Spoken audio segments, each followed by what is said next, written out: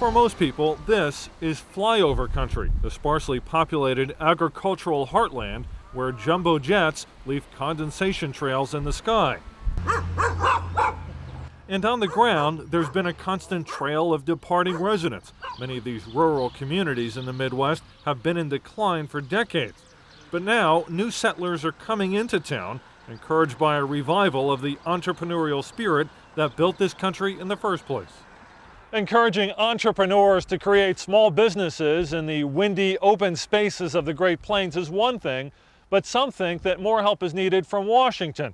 And for the first time, help could be arriving in the form of legislation called the New Homestead Act.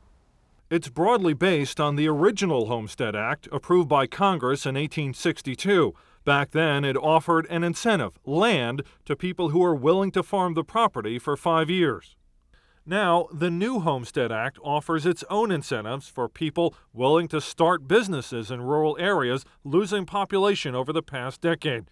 The act repays up to half of recent graduates' college loans, provides tax and savings credits, and seed money for startups. Nebraska Congressman Tom Osborne co-sponsored the legislation.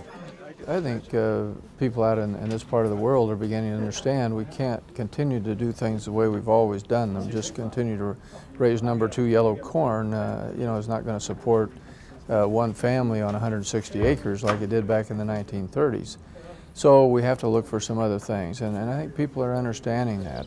Experts say the new Homestead Act could attract some people back to rural areas. It also represents a departure from decades of government policy. If you think about in the United States, we've correlated rural policy and ag policy. We've just basically taken public dollars, funneled those into agriculture with the idea that if ag did well, rural would do well. That hasn't been the case for some time. Versions of the new Homestead Act were introduced in the House and Senate last year. Neither bill has made it to a vote yet. But Midwesterners are hopeful the legislation, along with homegrown efforts at creating small business, could represent another step in bringing people back to the rural areas of the plains. Jeff Yasteen, Nightly Business Report, Columbus,